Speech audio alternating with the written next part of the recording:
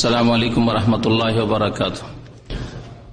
إن الحمد لله نحمده ونستعينه ونستغفره ونعوذ بالله من شرور أنفسنا ومن سيئات أعمالنا من يهده الله فلا مضل له ومن يضلله فلا هادي له وأشهد أن لا إله إلا الله وحده لا شريك له وأشهد أن محمدا عبده ورسوله صلى الله تعالى عليه وعلى آله وصحبه وسلم تسليما كثيرا. يا أيها الذين آمنوا اتقوا الله حق تقاته ولا تموتن إلا وأنتم مسلمون. يا أيها الناس اتقوا ربكم الذي خلقكم من نفس واحدة وخلق منها زوجها وبث منهما رجالا كثيرا ونساء واتقوا الله الذي تساءلون به والأرحام إن الله كان عليكم رقيبا. يا أيها الذين آمنوا اتقوا الله وقولوا قولا سديدا يصلح لكم أعمالكم ويغفر لكم ذنوبكم ومن يطع الله ورسوله فقد فاز فوزا عظيما. أما بعد فإن خير الحديث كتاب الله وخير الهدي هدي محمد صلى الله عليه وسلم وشر الأمور محدثاتها وكل محدثة بدعة وكل بدعة ضلالة وكل ضلالة في النار. أعوذ بالله من الشيطان الرجيم. بسم الله الرحمن الرحيم. ولا تقربوا الزنا إنه كان فاحشة وساء سبيلا. মহান আল্লাহ রাব্বুল আলামিনের যাবতীয় প্রশংসা যে আল্লাহ পাক রব্বুল আলামিন আমাদের জন্য পবিত্র বস্তুকে, পবিত্র কাজকে, ভালো কাজকে হালাল করেছেন। সে আল্লাহ পাক রব্বুল আলামিনের যাবতীয় প্রশংসা, হামদ এবং সানা, যিনি সমস্ত খারাপ কাজ, খারাপ কথা, খারাপ বস্তুকে হারাম করেছেন। দরুদ ও সালাম নাযিল হোক প্রিয় নবী মুহাম্মদ রাসূলুল্লাহ সাল্লাল্লাহু আলাইহি ওয়াসাল্লামের প্রতি, যিনি আমাদেরকে ভালো এবং মন্দের মাঝে পার্থক্য করার জন্য আল্লাহ পাক রব্বুল আলামিনের পক্ষ থেকে রাসূল হিসাবে প্রেরিত হয়েছেন এবং তার দাওয়াত তিনি সুন্দর রূপে মানব জাতি পর্যন্ত পৌঁছে দিয়েছেন। আল্লাহুম্মা সাল্লি আলাইহি আল্লাহুম্মা বারিক আলাইহি। আজকে আমাদের বিষয়বস্তু হচ্ছে এমন একটি নোংরা স্বভাব, নোংরা চরিত্র সম্পর্কে, যে চরিত্রকে আল্লাহ পাক রব্বুল আলামিন কোরআনে কারীমে হারাম করেছেন, রাসূলুল্লাহ সাল্লাল্লাহু আলাইহি ওয়াসাল্লাম হাদিসে হারাম ঘোষণা করেছেন এবং চরম অপরাধ বলে আখ্যায়িত করেছেন। এবং যতগুলি আসমানি কিতাব আল্লাহ পাক নাজিল করেছেন কোরআনে কারীমের পূর্বে, সমস্ত আসমানি কিতাবে সেই কাজকে, নোংরা কাজকে হারাম করেছেন। এমনকি মানব সমাজ, শুধু মুসলিম সমাজ নয়, মানব সমাজ যদি রুচিশীল হয়, যদি তাদের রুচি থাকে, রুচিতে বিকৃতি না আসে, যেমন এক শ্রেণীর লোকদের রুচিতে আজকাল বিকৃতি ঘটেছে। যেমন রোগী মানুষ যার জ্বর হয়ে যায়, সে জিহ্বায় স্বাদ পায় না, ভালো জিনিস খাওয়ালেও স্বাদ পায় না, তেমনি আজকালকার এক শ্রেণীর মানুষের রুচিতে বিকৃতি ঘটেছে। তাদেরকে বাদ দিয়ে অমুসলিম যারা, যাদের রুচি রয়েছে অমুসলিম হওয়া সত্ত্বেও, তারাও সেই কাজকে নোংরা মনে করে। আর সেই কাজ হচ্ছে জেনার অপরাধ, ব্যভিচার। এমন একটি নোংরা কাজ যাকে আল্লাহ পাক রব্বুল আলামিন কোরআনে কারীমে ফাহিশা, অশ্লীল এবং জঘন্য কাজ বলে আখ্যায়িত করেছেন। ফাহিশা বলা হয় এমন কাজকে, যেই কাজ আল্লাহ পাক রব্বুল আলামিনের নিকট তো হারাম, তাছাড়া প্রত্যেক মানুষ যাকে অত্যন্ত নোংরা এবং ঘৃণিত কাজ মনে করে, একে ফাহিশা বলা হয়। যেসব ফাহিশা কাজ বা কথা রয়েছে, বেশ কিছু রয়েছে, শুধু একটি বিষয় নয়। তার মধ্যে সবচাইতে যেগুলি নোংরা, তার একটি হচ্ছে জেনা, আরেকটি হচ্ছে সমকামিতা। এছাড়াও ফাহিশার অন্তর্ভুক্ত হচ্ছে উলঙ্গ হওয়া, অথবা যে অঙ্গগুলি নারী পুরুষে ঢেকে রাখতে হয় সেগুলিকে ঢেকে না রাখা। কোরআনে কারীমের ভাষায় আল্লাহ পাক রব্বুল আলামিন একেও অশ্লীলতা এবং ফাহিশা, নোংরা কাজ বলে আখ্যায়িত করেছেন। এইরকমই যেসব কথা, যেসব গান বাজনা, যেসব অশ্লীল কথা বা আচরণ মানুষের চরিত্রকে ধ্বংস করে, নষ্ট করে, অথবা ছায়াছবি আজকালকার জামানায় যেগুলি চরিত্রকে নষ্ট করে, সেগুলি হচ্ছে ফাহিশা, নোংরা কাজ বা নোংরা কথা বলা হয়েছে কোরআন এবং হাদিসের ভাষায়। আল্লাহ পাক রব্বুল আলামিন ফাহিশা থেকে সতর্ক করেছেন। কোরআনে কারীম, ওয়ালা তাকরাবুল ফাওয়াহিশা মা যাহারা মিনহা মা বাতান, তোমরা নোংরা কাজগুলির কথাগুলির কাছেও যাবে না, তা প্রকাশ্যে হোক অথবা গোপনীয় হোক। এই জেনা সম্পর্কে আল্লাহ পাক রব্বুল সূরা বনী ইসরাইল, তার অপর নাম হচ্ছে সূরাতুল ইসরা, যাতে আল্লাহ পাক রব্বুল ইসরা মেরাজে নবী করিম সাল্লাল্লাহু আলাইহি ওয়াসাল্লাম গিয়েছিলেন, তার ঘটনা দিয়ে শুরু করেছেন এই সূরা। এই সূরার আয়াত নম্বর 32 ইরশাদ করেছেন আল্লাহ পাক রব্বুল আলামিন, ওয়ালা তাকরাবুজ জিনা, তোমরা জেনার কি জেনা করিও না, আল্লাহ বলেছেন জেনার নিকটে যেও না, জেনার কাছেও যেও না। জেনা করা তো দূরের কথা, জেনার কাছেও যেও না, জেনার কাছে যাওয়া হারাম। ওয়ালা তাকরাবুজ জিনা, তাহলে বোঝা যাচ্ছে জেনার ক্ষেত্রে জেনার দূর থেকে একটা বর্ডার আছে, সীমানা আছে, ওই সীমানার কাছেও যেও না, বর্ডারের কাছে যেও না। ওয়ালা তাকরাবুজ জিনা, তারপরে কারণ হিসাবে আল্লাহ পাক বলছেন ইন্নাহু কানা ফাহিশা, কারণ এই চরিত্র হচ্ছে অত্যন্ত নোংরা চরিত্র, এই কাজ হচ্ছে অত্যন্ত অশ্লীল এবং ঘৃণিত কাজ, যা রুচিশীল মানুষও, কাফের হইলেও, বেদিন হইলেও, মুশরিক হইলেও সেই কাজ নিজের মায়ের জন্য পছন্দ করতে পারে না। কোন কাফের বলতে পারবে যে আমি আমার মায়ের জন্য এই কাজ পছন্দ করি, যদি তার রুচি থাকে, সে রোগাক্রান্ত না হয় চরিত্রের ক্ষেত্রে, আকীদার ক্ষেত্রে, ইমানের ক্ষেত্রে রোগাক্রান্ত হওয়া সত্ত্বেও এমনও ব্যক্তি ছিল মানব জাতির ইতিহাসে যারা এই জেনার অশ্লীলতা থেকে, নোংরামি থেকে দূরে ছিল। নূহ আলাইহিস সালামের স্ত্রী, লূত আলাইহিস সালামের স্ত্রী, তারা মুসলিম ছিল না কাফের? কাফের।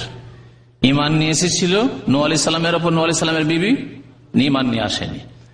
লূত আলাইহিস সালামের স্ত্রী ঈমান নিয়ে এসেছিল লূত আলাইহিস সালামের উপর, নবীর উপর, আল্লাহর উপর, ঈমান নিয়ে আসেনি, তাহলে তারা কাফের হয়ে মারা গেছে।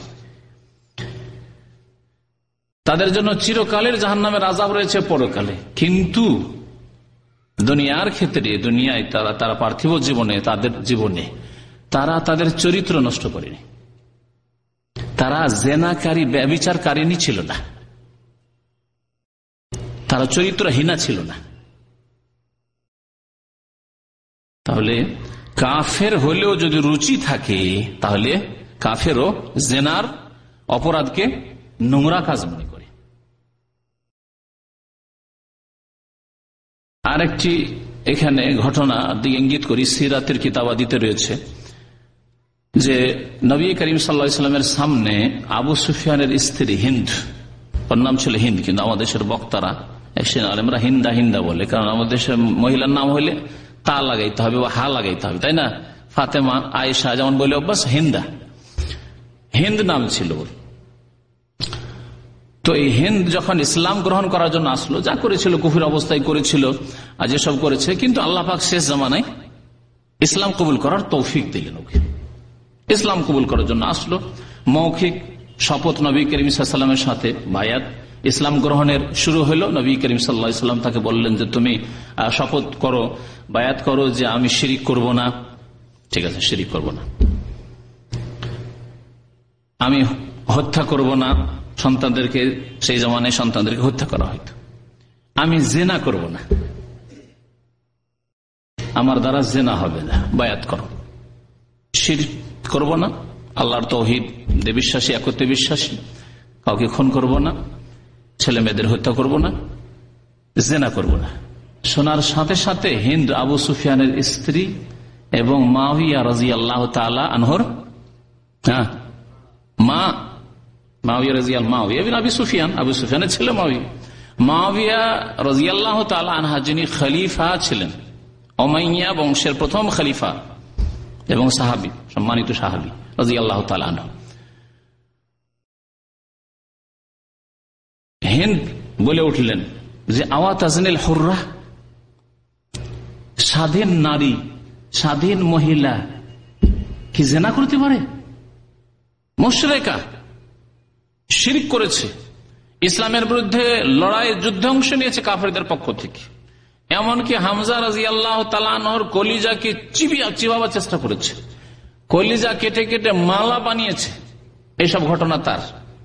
কিন্তু যখন নবী করিম সাল্লাল্লাহু আলাইহি সাল্লাম বললেন যে জিনা করবে না, এই ওয়াদা করো, শপথ করো, বলে উঠলেন হিন্দ রাদিয়াল্লাহু তাআলা আনহা, ইসলাম কবুল করেছেন রাদিয়াল্লাহু তাআলা আনহা। আওয়া তাজনিল হুররা, স্বাধীন মহিলা কি আবার জিনা করতে পারে? আশ্চর্য হয়ে জিজ্ঞাসা করছে। এমন শিরকের জামানায়, এমন কুফরির জামানায়, এমন অপরাধের জামানায়, মদ পানের জামানায় সমস্ত অপরাধ ছিল মক্কায়, সেই জামানায় মুশরিকদের মধ্যে, সেই জামানায় জেনাও ছিল। কিন্তু জেনা কার মধ্যে ছিল এই কথার দ্বারা বোঝা যায় স্বাধীন মহিলা জেনা করতে পারে। আজকাল সমস্ত মহিলারা স্বাধীন, আলহামদুলিল্লাহ, দাসী কেউ নেই। কারণ দাস প্রথা উঠে গেছে, শেষ হয়ে গেছে, তার সমাপ্তি ঘটে গেছে। তাহলে শিরকের অবস্থা থেকে এই ইসলাম কবুল করার জন্য এসেছেন এই মহিলা হিন্দ রাদিয়াল্লাহু তাআলা আনহা। আর এসে বলছে আওয়া তাজনিল হুররা, স্বাধীন মহিলা কোনদিন জিনা করতে পারে যে আমাকে ওয়াদা করতে হবে? হতে পারে না। জাহিলিয়াতের জামানায়, শিরক কুফরি জামানায় আমার দ্বারা জিনা হয়নি, কি করে এখন হইতে পারে? কিন্তু আজকে মুসলিম সমাজ বড় আফসোস লাগে, বড় আফসোস লাগে। আল্লাহ পাক রব্বুল আলামিন কি বলেছেন? ফিরে আসি, ওয়ালা তাকরাবুজ জিনা, তোমরা জিনার নিকটবর্তী হবে, ইন্নাহু কানা ফাহিশা, কারণ এই কাজ হচ্ছে অশ্লীল কাজ, এমন অশ্লীল কাজ যে মুশরিক শিরকের জামানায় স্বাধীন মহিলা কি করে জিনা করতে পারে? স্বাধীন মহিলা স্বামী ছাড়া আর কারো কাছে কি করে যেতে পারে? এই চিন্তাধারা তাদের, এত অশ্লীল কাজ। আল্লাহ পাকের জন্য ফাহিশা বলেছেন, ওয়াসা সাবিলা, এবং অত্যন্ত খারাপ রাস্তা। সা সাবিলা, অত্যন্ত খারাপ রাস্তা। তাহলে বোঝা গেল ভালো রাস্তা আছে, তাই না? যখন জেনার রাস্তা হচ্ছে খারাপ রাস্তা, তাহলে ভালো রাস্তা আছে। সেই রাস্তার নাম কি? হ্যাঁ, বিবাহ। জোরে বলেন একজন। হ্যাঁ, বিবাহ। জি, বৈবাহিক সম্পর্কে আপনি আবদ্ধ হন কোন নারীর সাথে, আল্লাহ পাক রব্বুল আলামিন আপনার পেটের খোরাকের যেমন ব্যবস্থা করেছেন, পেটের খিদা দিয়েছেন, এই খিদা দূর করার জন্য, খিদা নিবৃত্তির জন্য আল্লাহ পাক রব্বুল আলামিন যেন হালাল রিজিক দান করেছেন। আপনি হালাল ছেড়ে হারাম খেয়ে না, সুদ খেয়েন না, ঘুষ খেতে যেয়েন না, বেঈমানি আত্মসাৎ করিয়েন না, জুয়ার কাজ করিয়েন না, হারাম ব্যবসা করিয়েন না। ঠিক তেমনি আল্লাহ পাক রব্বুল আলামিন যৌন ক্ষুধা দিয়েছেন। এটার ক্ষুধার সাথে আল্লাহ পাক রব্বুল আলামিন যৌন ক্ষুধা দিয়েছেন। এই ক্ষুধা দূর করার জন্য আল্লাহ পাক রব্বুল আলামিন হালাল রিজিক দান করেছেন যে তুমি বিবাহ করো। হে যুবক, তুমি বিবাহ করো। আজকে এক ভাই বলছিলেন যে আজকে তো ওলিমার দাওয়াত আছে আপনাদের, তো বিবাহের আলোচনা হয়, ভালো ছিল। বিবাহের আলোচনা এর আগে অনেকগুলি হয়েছে, বেশ কিছুদিন আগে, হয়তো বছর খানেক হয়নি। আর আমাদের অনেক গুরুত্বপূর্ণ আলোচনা বাকি আছে, যেগুলি আলোচনা আমি মনে করি যে আল্লাহ জানে হায়াত কতদিন রয়েছে, তার আগে যত পারা যায় নতুন আলোচনা করাই ভালো হবে। আর পুরাতন আলোচনা বারবার রিপিট না করে নতুন কিছু যদি উম্মতকে দেওয়া যায়, তাহলে উম্মতের যদি ফায়দা হয় তো এটি সাদকা জারি আমার জন্য হবে, এবং যেসব ভাইরা প্রচার করবেন, যেসব ভাইরা এতে অংশ নেবে, তাদের সাদকা জারি হবে। তো জিনা সম্পর্ক বিবাহ অলিমার সাথে আছে। হ্যাঁ, কিরকম সম্পর্ক আছে? বৈপরীত্যের সম্পর্ক, তাই না? সম্পর্ক দুই প্রকার, এক ভালো সম্পর্ক, খারাপ সম্পর্ক। একজন লোকের সাথে আপনার ভালো সম্পর্ক আছে, আর একজনের লোকের সাথে আপনার নর্মাল সম্পর্ক নাই, ভালো সম্পর্ক না, নর্মাল না, শত্রুতা আছে। তাহলে এটা একটা সম্পর্ক, খারাপ সম্পর্ক, খুব খারাপ সম্পর্ক। আমার বলছে না যে নর্মাল, ওকে চেনেও না, জানিও না, ওর সাথে সম্পর্ক এরকম না, শত্রুতা। তো আল্লাহ পাক রব্বুল আলামিন জিনাকে হারাম করেছেন, এই হারাম রিজিক। আর হালাল রিজিক হচ্ছে বৈবাহিক সম্পর্কের মাধ্যমে আল্লাহ পাক রব্বুল যে পবিত্র সম্পর্ক দিয়েছেন, স্বামী স্ত্রী সম্পর্ক, দাম্পত্য জীবনের সম্পর্ক, সেই সম্পর্ক আল্লাহ পাক রব্বুল আলামিন এই জন্য বিবাহের জন্য কোরআন কারীম উৎসাহিত করেছেন। এবং বিবাহ যারা করতে পারে না, অসহায়, তাদের বিবাহ দিয়ে দাও। আল্লাহ পাক রব্বুল আলামিন বলেছেন, ওয়ানকিহুল আয়ামা মিনকুম, তোমাদের মধ্যে যারা অবিবাহিত, বিবাহ করতে পারে না বা অবিবাহিতা, তাদের বিবাহ দেওয়ার ব্যবস্থা করো। এমনকি তোমাদের যারা কৃতদাস রয়েছে, তোমাদের দাস দাসী রয়েছে, যদি সৎ হয় তাদেরও বিবাহ শাদী দিয়ে দাও। আল্লাহ পাক রব্বুল এইভাবে উৎসাহিত করেছেন, যাতে করে হারামের রাস্তা বন্ধ হয়ে যায়, হারামের রাস্তা সংকুচিত হয়ে যায়, হারামের রাস্তার সুযোগ খারাপ লোকেরা না পায়। তো বলছিলাম যে আল্লাহ পাক রব্বুল আলামিন জেনাকে ফাহেসা বলেছেন এবং খারাপ রাস্তা বলেছেন। আল্লাহ পাক তাহলে সহি রাস্তা, সঠিক রাস্তা দিয়েছেন। আল্লাহ পাক সেই রাস্তায় আমাদেরকে চলার তৌফিক দান করেন এবং হালাল রাস্তায় বৈবাহিক সম্পর্কে আল্লাহ পাক আমাদের সকলে যেন বরকত দান করেন। আল্লাহ পাক আমাদেরকে, আমাদের স্ত্রী, আমাদের ছেলে মেয়ে সবকিছুতে আল্লাহ পাক আমাদের রিজিকে আল্লাহ পাক যেন বরকত দান করেন। এই জেনা, আল্লাহ পাক বলেছেন যে জেনার নিকটে যেও না। তাহলে আপনাদেরকে জিজ্ঞাসা করি, একজন দুজন করে জবাব দেবেন, সবাই না বলে। জেনার কাছে যাওয়া তাহলে কি হতে পারে? আল্লাহ বলছেন জেনার কাছে যেও না। জেনার কাছে যাওয়া যেমন কি হইতে পারে? যে এমন কিছু কাজ করলে জেনার কাছে যাওয়া হয়। নারী পুরুষের অবাধ মেলামেশা, নারী পুরুষের অবাধ মেলামেশা যে কোনো জায়গায় হোক, কর্মক্ষেত্রে হোক, আর ফ্যাক্টরিতে, ইন্ডাস্ট্রিতে হোক, অথবা শিক্ষা অঙ্গনে হোক, স্কুল কলেজ ইউনিভার্সিটিতে হোক, যেখানে হোক না কেন, হোটেলে হোক, নারী পুরুষের অবাধ মেলামেশা হচ্ছে জেনার কাছে চলে যাওয়া। আপনার মেয়েরা, আপনার বোনেরা, আপনার আত্মীয় স্বজন যেসব মহিলা রয়েছে, তারা যদি অবাধ মেলামেশায় পুরুষদের সাথে, অপর পুরুষদের সাথে কাজকর্ম করে, চলাফেরা করে, তাহলে এটি হচ্ছে জেনার কাছে চলে যাওয়া।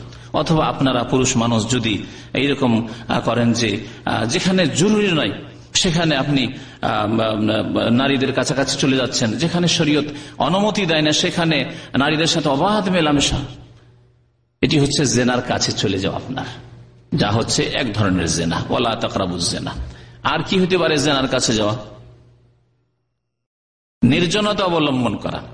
একজন পুরুষ যুবক অপর কোন মহিলা যার সে মাহারাম নয়, মানে স্থায়ীভাবে তার সাথে বিবাহ সাথী হারাম নয়, তার সাথে নির্জনে বসা, নির্জনে গল্প করা, নির্জনে কথা বলা, নির্জনতা। যে কোনো জায়গায় নির্জনতা হোক, বাড়ির মধ্যে হোক, কোথাও মাঠে ঘাটে হোক, যেখানে হোক না কেন, হোটেলে হোক, অথবা যে কোনো জায়গায় হোক না কেন, হসপিটালে হোক, একটি রুমে ডাক্তার সাহেব বসে আছেন আর নির্জনে নার্স আর লক করে, দরজা লক করে গল্প চলছে। আর এইরকম হাসপাতালে বহু ঘটনা ঘটছে। আমাদের ঘনিষ্ঠ বন্ধু তো বাস্তব শোনা, চোখে দেখা গল্প, যে ব্যক্তি চোখে দেখেছে তার কাছ থেকে শুনে গল্প করছে। তো নির্জনতা অবলম্বন করা এইরকমই আমাদের দেশে সবচেয়ে বড় ফিতনা। ঘরে ঘরে ফিতনা হচ্ছে শালীর সাথে গল্প। শ্বশুর বাড়ি গিয়ে স্ত্রীর সাথে গল্প করবে না, শালীর সাথে গল্প। আজকের দিন শালীর সাথে। আচ্ছা, তারপরে নিজের বাড়িতে স্ত্রী তো আছে, ও তো আছে 24 ঘন্টা, ভাবির ঘরে গিয়ে গল্প, ভাবির ঘরে গিয়ে গল্প। এগুলি হচ্ছে নির্জনতা, যেটি হচ্ছে জেনার কাছে যাওয়া। যারা ভাবির সাথে গিয়ে ভাবির ঘরে ওই ছেলে নেওয়ার, ভাতিজাকে কোলে নেওয়া, ভাতিজিকে কোলে নেওয়ার বাহানায় গিয়ে ঘরে বসে গল্প করে, অথবা শ্বশুর বাড়ি গিয়ে শালী আর সাথে গল্প করে, অথবা শালীর বাড়ি গিয়ে শালীর ঘরে ও গেছে, ভাইরা কোথায় গেছে, শাড়ু কোথায় গেছে, আর ও শালীর সাথে গল্প করে। এগুলো হচ্ছে জেনার কাছে যাওয়া। আল্লাহ বলছেন ওয়ালা তাকরাবুজ জেনা। আর জেনার কাছে যাওয়া, অবৈধ ভালোবাসা। অবৈধ ভালোবাসা হচ্ছে মহিলাদের সাথে ভালো, পুরুষের মহিলার সাথে ভালোবাসা কি? ইসলামী ভালোবাসা হচ্ছে যে আমার দিনই বোন, এতটা যথেষ্ট, কিন্তু তাদের সাথে সম্পর্ক রাখা ভালোবাসা। আজকাল যে স্কুল কলেজ ইউনিভার্সিটিতে যে যুবক যুবতীর ভালোবাসা, এটা হচ্ছে জেনার কাছে যাওয়া। আল্লাহ বলছে ওয়ালা তাকরাবুজ জেনা। এ প্রেম করিও না। আমাদের ভণ্ড পীরেরা প্রেমের রাস্তা খুলেছে। দোষ কলেজ ইউনিভার্সিটি ওয়ালাদের দেব না, আগে দোষ দিতে হবে বিদআতপন্থীদের, ভণ্ড পীরেরা, যারা লাইলা মজনুর কিসসা বলে ইশকে ইলাহি শিখায়। তখন সাধারণ মানুষ মনে করে যে প্রেম করা তো কোনো দোষণীয় ব্যাপার না, কারণ আমাদের পীরে কিবলা তো লাইলা মজনুর কিসসা শোনায়। তো লাইলা মজনুর কিসসা যদি ভালোই না হবে, কেন পীরে কিবলা শোনাবে? পীরকে কিবলা বানিয়ে দিয়ে নিজেও গোমরাহ হইল, আরো পীরেও গোমরাহ, আর জাতিকে গোমরাহ করল। আর কোন কারণ? জেনার কাছে যাওয়া, যেমন অশ্লীল ছবি দেখা। যারা এই নোংরা ছবি, ব্লু ফিল্ম দেখে, অথবা ব্লু ফিল্ম শুধু নাই, এমনকি সিরিয়াল দেখে, মহিলাদের দিকে বারবার তাকে একটা যুবক মানুষ 25 বছর, 28 বছর, 30 বছর বয়স, 18 বছর বয়স, আর বিবি পায় না, হয় বিবাহ হয়নি, করতে পারে না, বা সুযোগ সুবিধা হয়ে ওঠে না, অথবা বিবাহ করেছে কিন্তু বউ সাথে রাখতে পারে না, যেমন প্রবাসীদের অবস্থা। ফিল্ম দেখলে চরিত্র ঠিক থাকে, তখন ওই শয়তান তার মনে ধান্দা দিবে যে কোথায় পাবি তুই, কোথায় পাবি, খোঁজ কর তো দেখি কোথায় আছে, কোথায় আছে। বড় জেনায় গিয়ে পৌঁছে দিবে। আল্লাহ তাকরাবুজ জেনা। তাহলে ফিল্ম দেখা, সিরিয়াল দেখা, মহিলাদের দিকে তাকানো, সে মহিলাই হোক, মানে আসলে মহিলা অথবা মহিলাদের ছবি, এসব তাকানো, এমনকি মহিলাদের থেকে খবর শোনা, টিভির খবর শোনা, এগুলো হচ্ছে জেনার নিকটবর্তী হওয়া। আল্লাহ বলছেন ওয়ালা তাকরাবুজ জিনা, জেনার কাছে যেও না। আর কোন মহিলাদের বেহায়া বেপরদা হয়ে মাথা খুলে চেহারা খুলে রাস্তাঘাটে চলাফেরা করছে, তারা নিজেরা আকৃষ্ট হচ্ছে অন্য যুবকদের, এই সুন্দর যুবকদের ওই দিকে তাকায়, আর ওদের দিকে কত যে তাকাচ্ছে, ওই পেশাব পায়খানার যেগুলো মাছি রূপের মানুষ, সেগুলি ভ্যান ভ্যান ভ্যান ভ্যান করে ওই দিকে তাকাচ্ছে। দেখেন এইরকম দৃশ্য গাড়ি থেকে যখন নামছে মহিলারা এসে হসপিটালে যেসব চাকরি করে, আর দেখেন ওই মাছির মতো ভ্যান ভ্যান করে, মনে হচ্ছে যে বসেই যাবে গায়ে মাছি, পেশাব পায়খানার মাছি। এগুলি এইরকম বহু কারণ রয়েছে, সময় কম, সুতরাং এই কারণে আমি সময় কাটিয়ে দিতে চাই না। আমার মনে হয় এই জেনার বিষয়বস্তু কমপ্লিট না হলে আগামী শুক্রবারে বাকি অংশটুকু কমপ্লিট করব।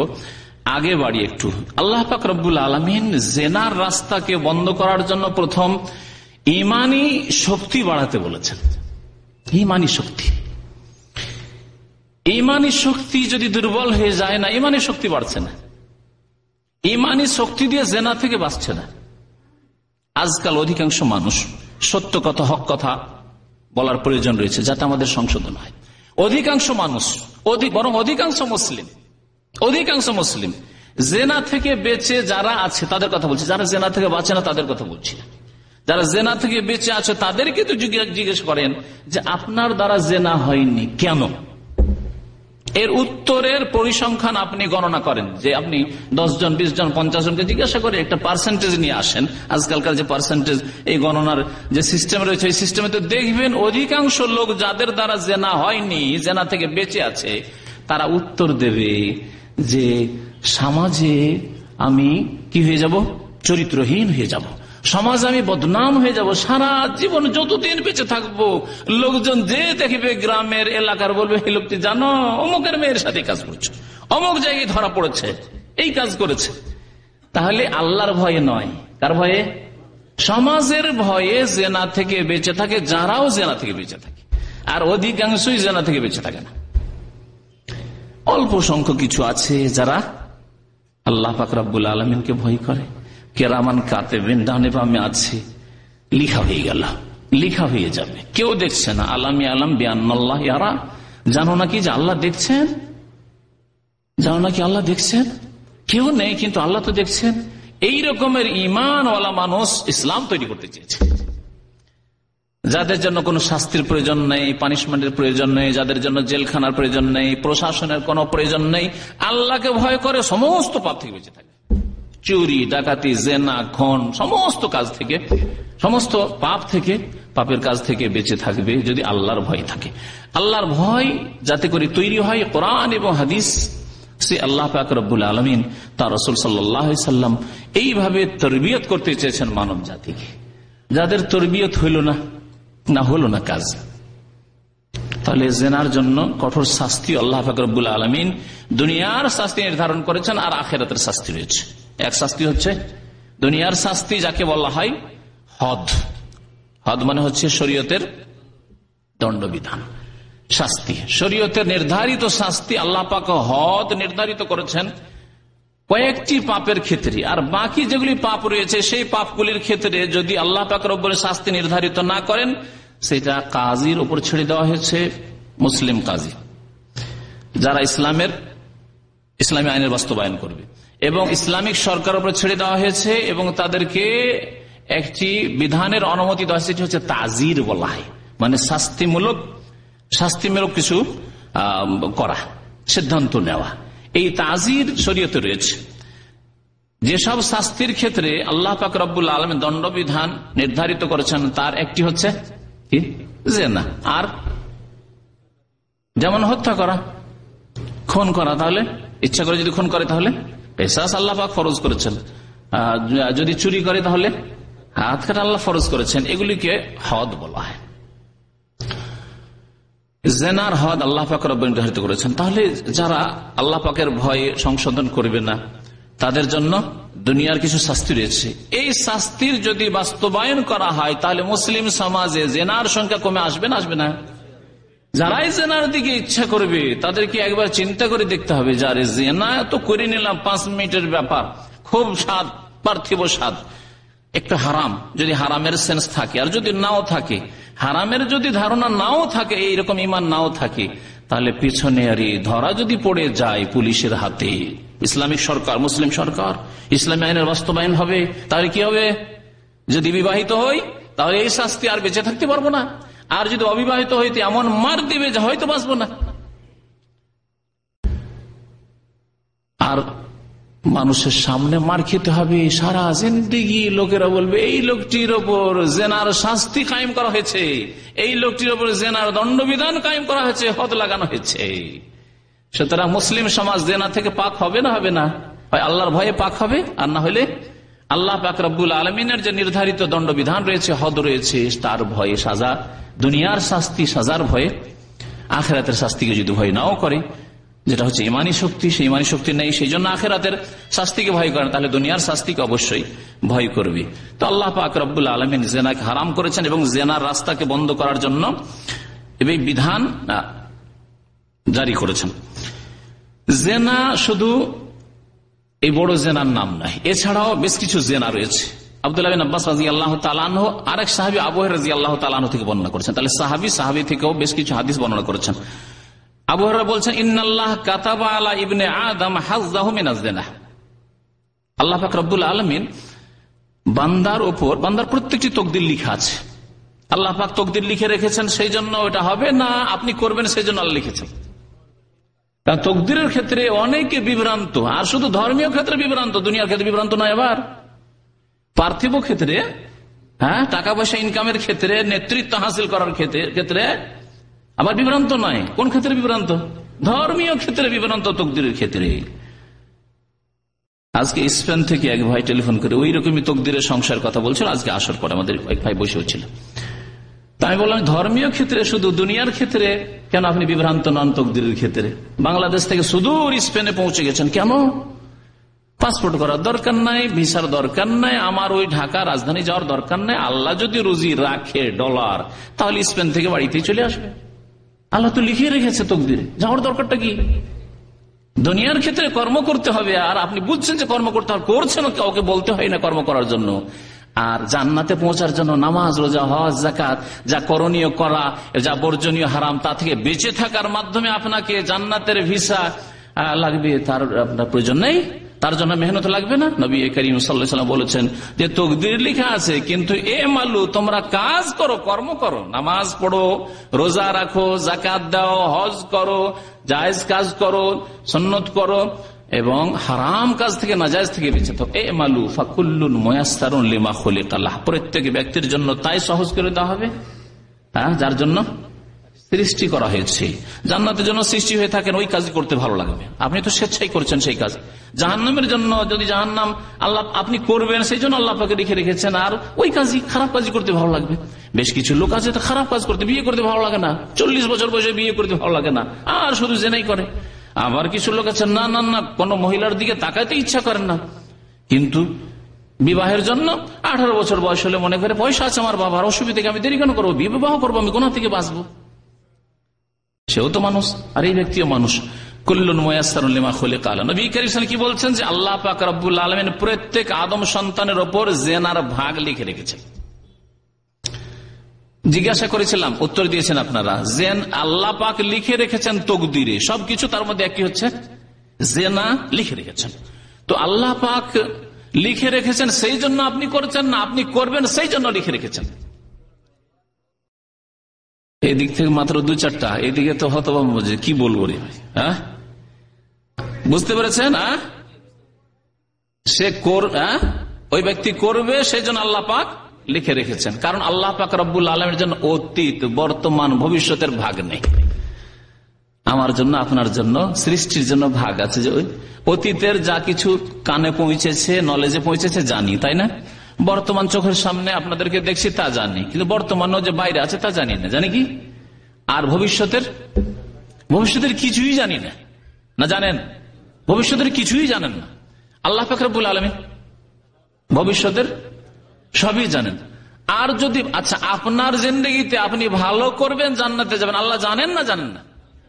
যদি বলেন যে না, যেমন গুমরাহ হয়েছে যারা তকদির অস্বীকার করেছে, বলছে না, যখন করব তখন, তাহলে আল্লাহর অজ্ঞতা আপনি বলতে চান যে আল্লাহ তাহলে জানেন না, আমার কি হবে আল্লাহ জানেন না, যখন হবে তখন জানবেন। কত বড় গুমরাহি! অথচ আল্লাহ পাকের 99টি নামের একটি নাম হচ্ছে আলিম, সবকিছুই যিনি জানেন, সবকিছুই যিনি জানেন।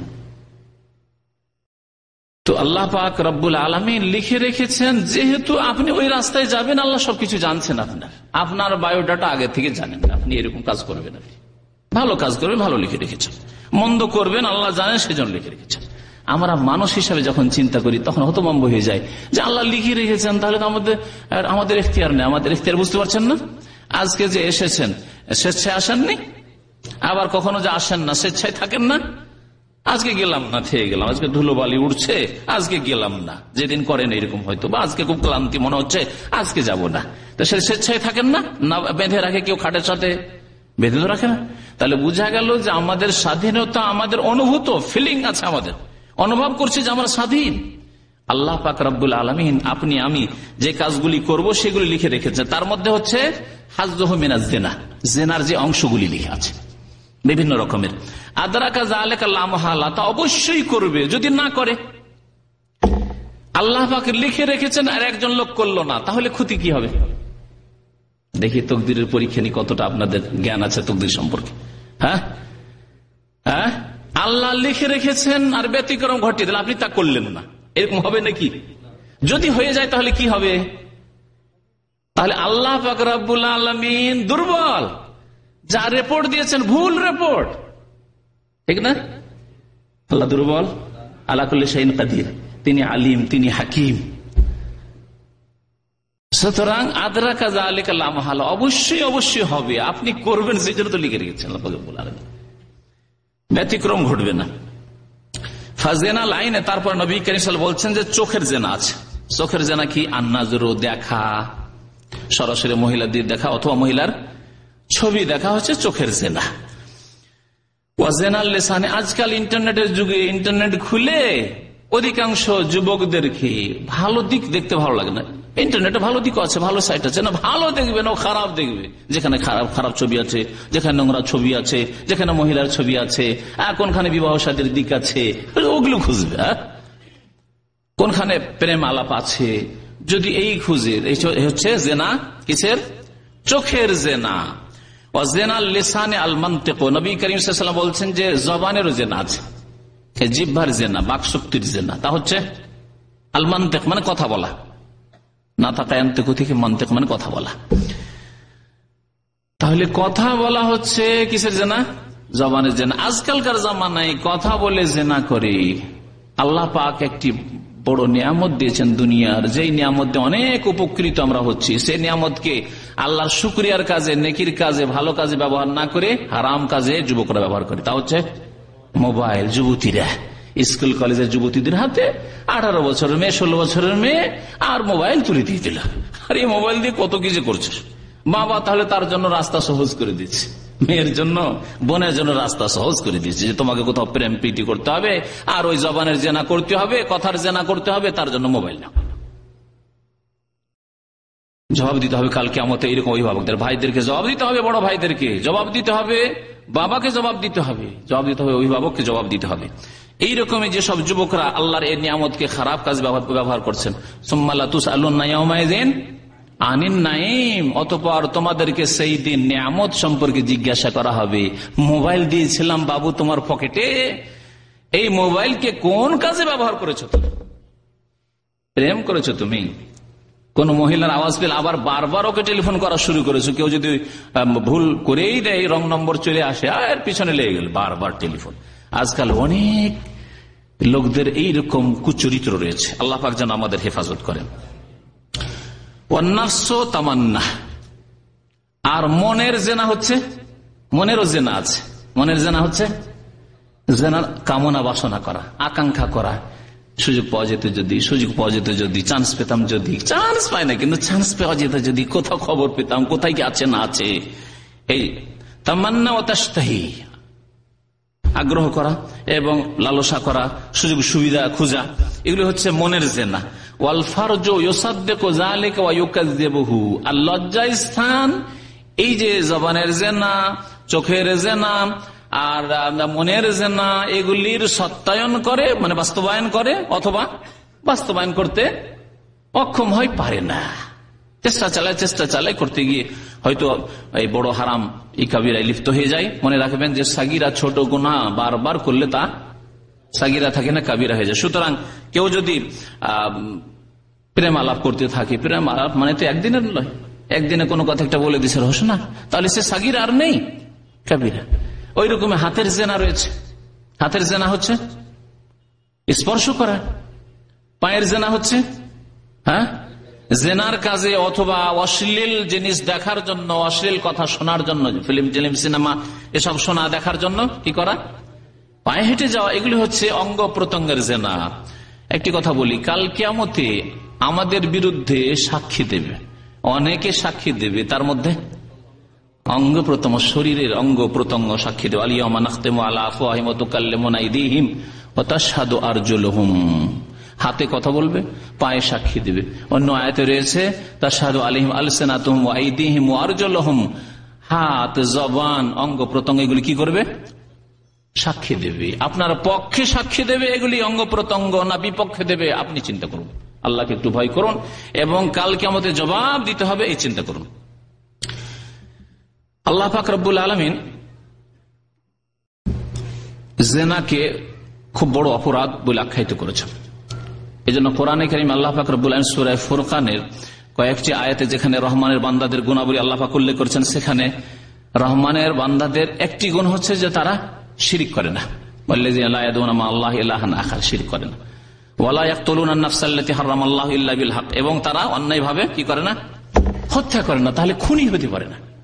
আল্লাহর বান্দা যারা রহমানের বান্দা, রহমানের অনুগত, অবাধ্য নয়। বান্দা দুই প্রকার, এক হচ্ছে অনুগত বান্দা আর এক হচ্ছে অবাধ্য নাফরমান বান্দা। না, নাফরমান বান্দা অনুগত বান্দা, আল্লাহ তোমার বান্দা, আমি তোমার গোলাম, তোমার বিধান মেনে চলি, তোমার রাসূলের তরিকা আমি মেনে চলি, অনুগত বান্দা। রহমানের বান্দা শিরিক করতে পারে না, রহমানের বান্দা খুন করতে পারে না, ওয়ালা ইয়াজনুন, আর রহমানের বান্দা আল্লাহর বান্দা কি হইতে পারে না, জেনাকারী, ওয়ালা জেনাকারী হইতে পারে। ওমাইয়া ফাল যালিকা ইয়ালকা আসামা, আর যদি কেউ এসব কাজ করে তাহলে বহু গুনাহ নিয়ে জাহান্নামে যাবে। আলকা আসামা, আসাম গুনার বোঝা নিয়ে জাহান্নামে যাবে। ইউদাআফ লাহুল আযাব ইয়াউমাল কিয়ামা, কিয়ামতের দিনে তাদের জন্য দ্বিগুণ শাস্তি, বহুগুণ শাস্তি করা হবে। ইউদাআফ মানে শুধু দ্বিগুণ না, বহুগুণ শাস্তি করা হবে, শাস্তি বৃদ্ধি করে দেওয়া হবে। ওয়া ইয়াখলুদ ফীহি মুহানা, এবং জাহান্নামে চিরকাল লাঞ্ছিত অপদস্থ হয়ে অবস্থান করবে। ইয়াখলুদ আল্লাহ পাক বলেছেন।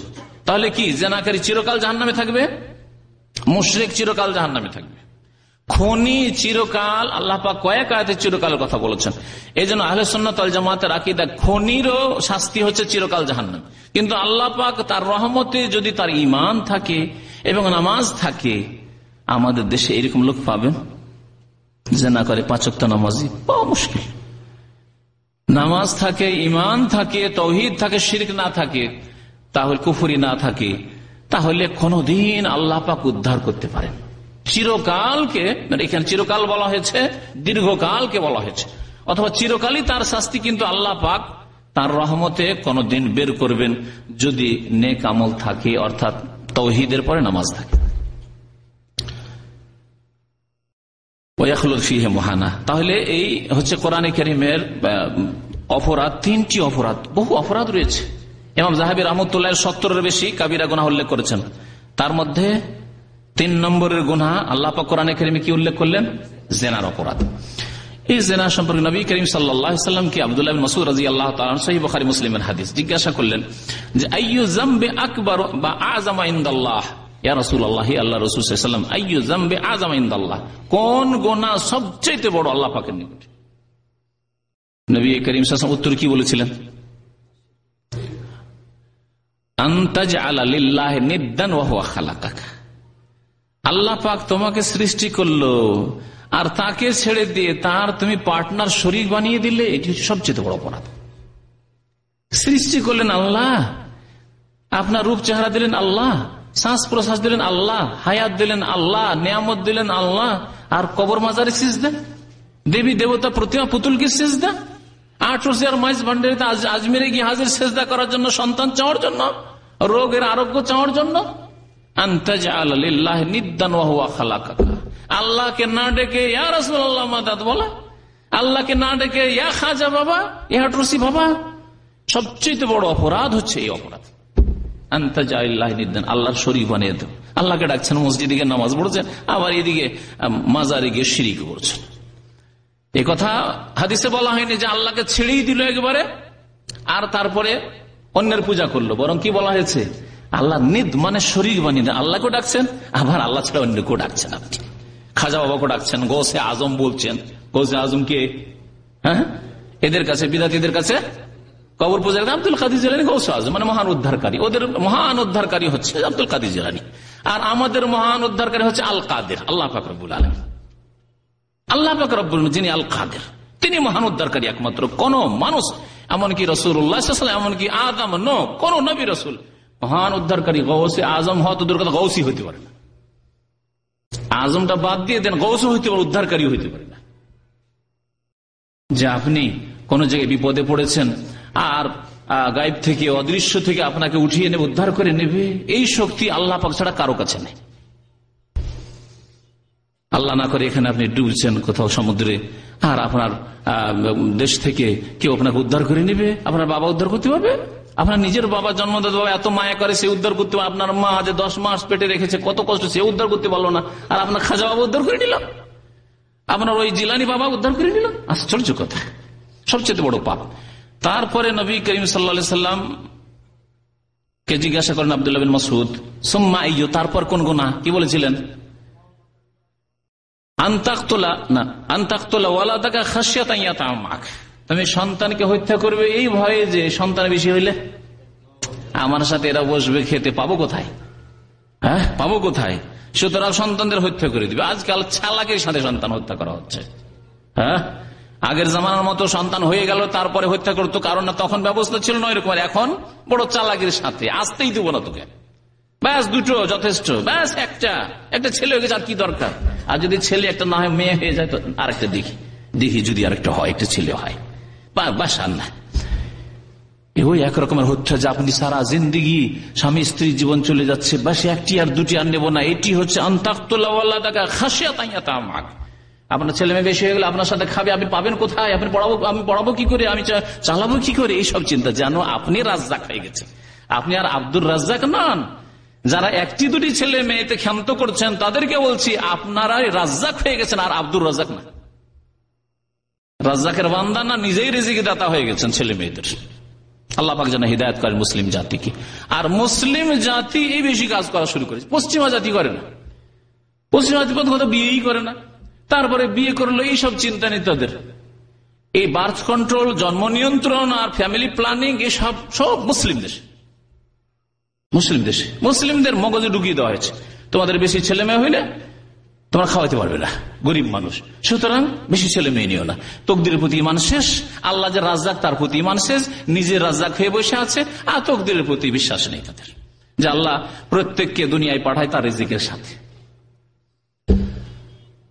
3 নম্বর গুনাহ, সুম্মা আইয়ু, আব্দুল্লাহ বিন মাসউদ জিজ্ঞাসা করলেন তারপর কোন গুনাহ? বলে আনতুজানিয়া হালিলাতা জারিকা, তোমার প্রতিবেশীর বিবির সাথে যদি জেনা করে, এটি সবচেয়ে বড় অপরাধ। তাহলে জেনা বড় অপরাধ, আর তার মধ্যে যদি এমন ক্ষেত্রে, এমন জায়গায় আপনি জেনা করেন যেখানে আপনার ওপর অনেকটা আস্থা করা হচ্ছে, শুধু প্রতিবেশী বলে নয়, প্রতিবেশী নয় কিন্তু আপনার উপর আস্থা আছে, আপনি যাতায়াত করেন, আত্মীয় দূরে থাকে আপনার ভাই, আপনার উপর আস্থা করে যে আমার নিজের ভাই, একে আর বদমাইশি করতে পারে, একে আর খেয়ানত করতে পারে, আমার স্ত্রীর সাথে এইরকম শয়তানি করতে পারে। আপনাকে ছোট ভাই বলে আদর করেছে, কোলে করে মানুষ করেছে, আর আপনি জেনার রাস্তা খুলে দিলেন ভাবির সাথে। শালি ভাবছে, আপনার ভাইরা ভাই অথবা সাড়ু ভাবছে যে এই তো আমার আত্মীয় মনে করেছে, বেড়াতে গেছেন, আর বেড়াতে গিয়ে আপনি আসলে বেড়াতে যাননি, জেনা করতে। জি, কাবিরা গুনাহ জেনা। আর সবচেয়ে বড় কাবিরা হচ্ছে যদি যারা আস্থা করে আপনার উপর, তাদের ঘরে গিয়ে যদি জেনা করেন আপনি। আনতুজানিয়া হালিলাতা জারিকার অর্থ হচ্ছে প্রতিবেশী, কারণ প্রতিবেশী অনেক সময় বাইরে চলে যায়, আস্থা করে যে আমার বাড়িতে কোনো প্রয়োজন হলে, বিপদে আপদে এই প্রতিবেশী দেখাশোনা করবে একটু, বা হয়তো হাট বাজার করে দেওয়ার জন্য কখনো প্রয়োজন পড়বে। এবং আরেকটি বিষয় আছে যে প্রতিবেশী কখন বাইরে যায়, ডিউটিতে যায়, কখন বাড়িতে থাকে আপনার জানা আছে, কখন শহরে থাকে না দামাম শহরে নাই, না বাইরে চলে গেছে, কখন বিদেশ চলে গেছে, কখন আসবে আপনার জানা আছে। সুতরাং এইরকম ক্ষেত্রে জিনা হওয়ার সম্ভাবনা বেশি যদি মনে শয়তানি থাকে, মনে যদি পাপের ব্যাধি থাকে, সুযোগ গ্রহণ করবে। সেই জন্য নবী করিম সাল্লাল্লাহু আলাইহি ওয়াসাল্লাম বলেছেন আকবরুল কাবায়ের, সমস্ত গুনাহগুলির চাইতে বড় গুনাহ হচ্ছে যে আপনজনের মাঝে জিনা করা। জিনার দুনিয়ার শাস্তি, দুনিয়ার শাস্তি আল্লাহ পাক রব্বুল আলামিন দুনিয়ার শাস্তি দণ্ডবিধান বলছিলাম কি জন্য কায়েম করতে বলেছেন, যাতে করে জিনার রাস্তা বন্ধ হয়ে যায় বা কমপক্ষে সংকুচিত হয়ে যায়। বন্ধ হবে না, হয়তো দুটো চারটা থাকবে, কিন্তু তার সংখ্যা কমে আসবে। দেখেন আজকে আলহামদুলিল্লাহ সৌদি আরবে ভিতরে কার বাড়িতে কি হচ্ছে সেটা আল্লাহ পাক জানে। সেই ক্ষেত্রে আপনার মুখস্থ বলা আপনার জন্য জায়েজ নাই, এই হচ্ছে সেই হচ্ছে। আল্লাহ পাক তাদের হিসাব নেবেন যারা লুকিয়ে গোপনে ভিতরে কি করছে না করছে। কিন্তু রাস্তাঘাটে, পার্কে, আর সমুদ্র বিচে কোথাও দেখছেন, এই স্কুল কলেজ ইউনিভার্সিটি দেখছেন কোথাও এরকম দৃশ্য? কিন্তু দেখেন যেসব দেশে ইসলামী আইনের বাস্তবায়ন নেই সেখানে যে কোনো জায়গায় বরং পতিতালয় খোলা আছে, অনুমোদন দেওয়া আছে, অনুমতি দেওয়া আছে। এখানে একটি কথা আরো বলি, জেনা ইসলামে জেনা বলা হয়েছে, সর্ব অবস্থায় জেনা। কিন্তু আজকাল মানব রচিত বিধানে জেনা অপরাধ কখন, যদি ধর্ষণ হয়, মানে জবরদস্তি, যদি যেটাকে বলা হচ্ছে যে জবরদস্তি যদি করা হয়, তাহলে সম্মতি যদি না থাকে মহিলার তাহলে হইল অপরাধ। আর যদি সম্মতি থাকে, ক্লাসমেট একই সাথে পড়াশোনা করে অথবা মন মিলে গেছে, তাহলে ক্যা করেগা কাজী, মিয়া বিবি রাজি তো ক্যা করেগা কাজী, কিচ্ছু করার নেই। আল্লাহ পাক রব্বুল আলামিন জিনাকে সর্ব অবস্থায় হারাম করেছেন। যেমন মিথ্যা সর্ব অবস্থায় হারাম, মিথ্যার মধ্যে সাদা মিথ্যা আর কালো মিথ্যা, হোয়াইট আর ব্ল্যাকের পার্থক্য নেই। ঠিকই তেমনি জিনা সমস্ত অবস্থায় অপরাধ। এই নয় যে মানব রচিত বিধান আজকে মানুষ মাথায় করে নিয়েছে, আর মুসলিম সমাজ কি করে মানব রচিত বিধানকে কবুল করে নিয়েছে যে জিনা তারপরে কোনো অপরাধ নয় যদি সম্মতি থাকে। এমনকি ধর্ষিতাও যদি হয় আর যদি আদালতে কেস যায়, তাহলে ওই ছেলেকে হয়রান না করে মেয়েকে বেশি হয়রান করা হয়, তারই হয়রানি বেশি হয়ে যায়। আজকে মানব রচিত বিধানের ফয়সালা এরকম হচ্ছে। আল্লাহ পাক রব্বুল আলামিন মুসলিম উম্মতকে মানব রচিত বিধান থেকে মুক্ত হয়ে কোরআনে কারিমের বিধান কায়েম করার জন্য তৌফিক দান করেন। আল্লাহ পাক রব্বুল আলামিন যে দণ্ডবিধান দিয়েছেন তা হচ্ছে দুই প্রকার, কারণ মানুষ হচ্ছে দুই প্রকার, বিবাহিত, অবিবাহিত। বিবাহিত ব্যক্তি যার কাছে স্ত্রী আছে অথবা স্ত্রী নেই, মনে রাখবেন যে এই ক্ষেত্রে অনেকে মনে করে যে শুধু স্ত্রী যদি থাকে তাহলে তার শাস্তি হচ্ছে এরকম। ধরেন এমন লোক যে স্ত্রী কোন এককালে ছিল, অর্থাৎ বিবাহ করেছিল, কিন্তু স্ত্রী মারা গেছে, বর্তমানে স্ত্রী নেই, অথবা স্ত্রীকে তালাক দিয়ে দিয়েছে, তালাক বা স্ত্রী তালাক নিয়ে চলে গেছে, স্ত্রী নেই, তাকে কি বলবেন? বিবাহিত। কোন এককালে বিবাহিত, মহসান বলা হয়েছে। মহসান অর্থাৎ যে বিবাহিত হয়েছে, কোন কালে বিবাহিত হয়েছে, এখন তার স্ত্রী থাক আর নাই থাক, তাদের হুকুম এক। অর্থাৎ আল্লাহ পাক রব্বুল আলামিন যে এই রিজিক রেখেছেন, সেই রিজিক কোনদিন সে গ্রহণ করেছে, এই আসাদন গ্রহণ করেছে, স্বাদ চেখেছে, তাদের জন্য একরকমের শাস্তি। আর যারা ওই দুনিয়ার ফিল্ডের নামেনি, অর্থাৎ বিবাহিত নয়, বিবাহ কোনদিন হয়নি, তাদের জন্য আল্লাহ পাক রব্বুল আলামিন আলাদা শাস্তি দিয়েছেন, শাস্তি নির্ধারিত করেছেন। শাস্তি কি? সূরা নূরে আল্লাহ পাক রব্বুল আলামিন দ্বিতীয় আয়াতে ইরশাদ করেছেন, আয-যানিয়াতু ওয়াজ-যানি ফাজলিদু কুল্লা ওয়াহিদিন মিনহুমা মিআতা জালদা। এখানে অবিবাহিত নারী এবং পুরুষ, আয-যানিয়াতু ওয়াজ-যানি, আল্লাহ বলছেন জেনাকারিনী মহিলা, আয-যানিয়াতু ওয়াজ-যানি এবং জেনাকারী পুরুষ, ফাজলিদু কুল্লা ওয়াহিদিন মিনহুমা, তাদের প্রত্যেককে তোমরা কি লাগাও? বেত্রাঘাত করো, কোড়া লাগাও, বেত্রাঘাত করো। মিআতা জালদা, কতটি? 100 কোড়া লাগাও, 100টি বেত্রাঘাত করো। এই হচ্ছে শাস্তি যারা অবিবাহিত বা অবিবাহিতা। এই ক্ষেত্রে কোনো নম্রতা অবলম্বন করবে না, এই ক্ষেত্রে স্বজন প্রীতি করবে না, কাউকে কাছে কাউকে দূরে, যদি কোন রকমের রাগ থাকে তো এই সুযোগই সুযোগ। যেমন আমাদের দেশে যে সামাজিক বিচারগুলি হয় তাতে তাই হয়, তাই না? সামাজিক বিচার যেগুলোকে সালিস বলেন, এখন সালিস মানে তৃতীয় পক্ষ, সালিস আরবি শব্দ, কিন্তু এই সালিসে অধিকাংশ সালিসে জুলম হয়। যদি পক্ষের লোক হয় তাহলে 7 খুন মাপ। কেমন করে এদেরকে মাপ করাইতে হবে তার বুদ্ধি আছে ওই মাতাব্বরদের, নেতাদের। আর যদি বিপক্ষের লোক হয়, বিরোধী অথবা কোন কালের শত্রুতা ছিল, বিদ্বেষ ছিল, তাহলে এই সুযোগই সুযোগ, ভালো করে একেবারে পিষে দেবে। এই জুলমের জবাব দিতে হবে। এই হচ্ছে মানব রচিত বিধান। মানব রচিত বিধান মানে শুধু আদালত ভাববেন না, এই বড় বড় চিন্তাতে ভাববেন না। গ্রামে গ্রামে সালিস হচ্ছে মানব রচিত বিধান দিয়ে, যেখানে যেমন ইচ্ছা বিচার করে দেওয়া হলো, যেখানে যেমন ইচ্ছা সালিসের ফয়সালা দিয়ে দেওয়া হলো। কোরআন হাদিস দেখার প্রয়োজন করে না, মানব রচিত বিধান। আল্লাহ ওমাল্লাম ইয়াহকুম বিমা আনজাল আল্লাহ ফাউলাইকা হুমুল কাফিরুন ফাসিকুন জালিম। 3টি আয়াত মর্মে রয়েছে। কেউ কাফের হবে, কেউ জালেম হবে, কেউ ফাসিক হবে, সর্বনিম্ন ফাসিক জালেম হবে। এরাই সমাজের যারা সালিস করে অধিকাংশই জালেম হয়, অধিকাংশই ফাসিক হয় এরা। আর যদি আল্লাহর বিধানকে অস্বীকার করে অথবা মনে করে যে আমরা সালিস, আমাদের এই অধিকার আছে বিচার করার, এই বিচার করার অধিকার আছে, আবার কোরআন হাদিস দেখার কি প্রয়োজন? হুজুর শেখ আপনাদের কি দরকার, মৌলানা সাহেব আপনাদের কি দরকার, আপনারা আপন জায়গায় থাকেন, আমরা এগুলো বিচার করবো, আমরা দেখে নেব, তাহলে কাফেরুন হয়ে যাবে। মনে রাখবেন, আল্লাহ পাক রব্বুল আলামিন 100টি বেত্রাঘাত করতে বলেছেন। আল্লাহ বলছেন ওয়ালা তাখুযকুম বিহিমা রাফা, এই ক্ষেত্রে নম্রতা অবলম্বন করবে না, মারতে গিয়ে হালকা মার দিয়ে কোন রকম ছেড়ে দাও। 10টি বেতকে শুনেছেন কিনা, 10টি বেতকে একসাথে বেঁধে নিয়ে রশি দিয়ে ঠেকিয়ে নিল, শুধু স্পর্শ করিয়ে নিল, হয়ে গেল। ওয়ালা তাখুযকুম বিহিমা রাফাতুন ফি দীনিল্লাহ, আল্লাহর দ্বীন বলা হয়েছে। তাহলে জেনার শাস্তি দেওয়াকে কি বলা হয়েছে? আল্লাহর দ্বীন, আল্লাহর দ্বীন। ইন কুনতুম তুমিনুনা বিল্লাহি ওয়াল ইয়াউমিল আখির, যদি তোমাদের আল্লাহর প্রতি ঈমান থাকে, বিশ্বাস থাকে এবং পরকালে বিশ্বাস থাকে, তাহলে এই ক্ষেত্রে কোনো নম্রতা অবলম্বন করবে না। এর নাম হচ্ছে দ্বীন। দ্বীন এইভাবে প্রতিষ্ঠা করতে হবে। আল্লাহ পাক রব্বুল যাদের হাতে ক্ষমতা দিয়েছেন তাদেরকে যেন তার তৌফিক দান করে। তো এই ছিল জেনার শাস্তি যদি অবিবাহিত হয়। আর যদি বিবাহিত হয় তাহলে এর শাস্তি কোরআনে কারিমে আছে না রাসূলুল্লাহ হাদিসে আছে?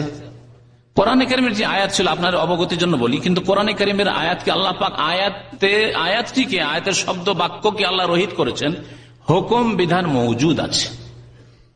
সূরা আহজাবে একটি আয়াত ছিল, আল্লাহ পাক রব্বুল আলামিন কোরআনে কারিমে মনসুখ বলা হয়, মনসুখ অর্থাৎ রহিত। কিছু আছে বিধান কি রহিত করেছেন, কিছু আছে আয়াতকে রহিত করেছেন, কিন্তু বিধান মওজুদ আছে। কিছু আছে আয়াত বিধান উভয়কে রহিত করেছেন। তো আল্লাহ পাক রব্বুল আলামিন এই আয়াত নাজিল করেছেন কোরআনে কারিমে, আশ-শাইখু ওয়াশ-শাইখাতু ইযা জানায়া ফারজুমুহুমা আল-বাত্তাতা। এই আয়াত আর কোরআনে কারিমে নেই, কারণ কোরআনে কারিম থেকে নবী সাল্লাল্লাহু আলাইহি ওয়াসাল্লামের জামানাতে রহিত করে দেওয়া হয়েছে।